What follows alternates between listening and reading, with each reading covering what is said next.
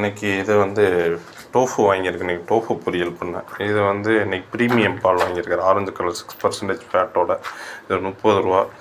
இது நவாப்பழம். இன்றைக்கி இந்த மரத்தை காமிச்சிடலாம். அந்த தான் நம்ம ஆட்டை போடுற மரம். நம்ம அதுக்கு கீழே வந்து வேஸ்ட்டாக தான் போகுது. கேட்காம இருக்கிறது ஆட்டை போடுறது தானே. அது ரோட்டில் தான் இருக்குது. இருந்தாலும் ஒரு பக்கத்து ஒரு வீட்டுக்கிட்ட இருக்குது.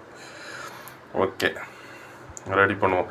டோஃபு எதுக்கு வாங்கியிருக்கேன்னா, அந்த இக்கிகாய் புக்கில் வந்து டோஃபு போட்டிருந்தாங்க. டோஃபு சாப்பிட்டா ரொம்ப நாளைக்கு உயிர் வாழ வாங்கிக்கலாம். இந்த ஜப்பான் ஓகேவாம ஏரியாவில் இதை ட்ரை பண்ணி பார்ப்போம். ஒருக்கா ட்ரை பண்ணால் ஆனால் அவ்வளோ டேஸ்ட்டு நல்லா பண்ணல. இன்றைக்கி கரெக்டாக பண்ணி பார்ப்போம். முடிச்சாச்சு. அதே மாதிரி மஞ்சள் போட்டப்பா.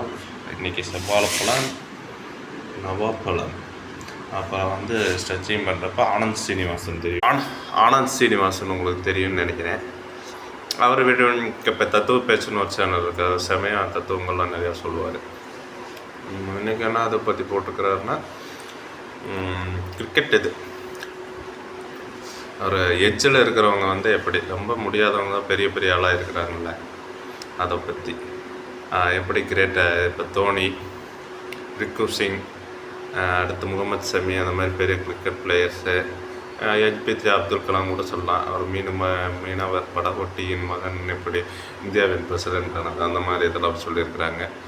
அது பாருங்கள், அது ரெகுலராக கேளுங்க. அதுதான் பயங்கரமான இதாக இருக்குது ஆனந்த் ஸ்ரீனிவாசன். ஆனால் அவரும் ஓவர் வெயிட்டு தான். அவர் அப்புறம் சேலஞ்ச் பண்ணுவோம். கொஞ்சம் வயசானவர், அதனால அப்புறம் சேலஞ்ச் பண்ணுவாங்க. நல்லா இருக்குது, பழுத்தது நல்லா இருக்குது. காய் லைட்டாக துவக்குது. நாப்பழம் சாப்பிட்டாச்சு. நல்லா ஒரு பழம் மதியானத்துக்கு பாலை குடிச்சாச்சு. இப்போ வந்து நான் அந்த அடேனியம் பிளான்ட் வாங்கினேன் பார்த்தீங்கன்னா, அது வந்து தொலைஞ்சிருச்சு.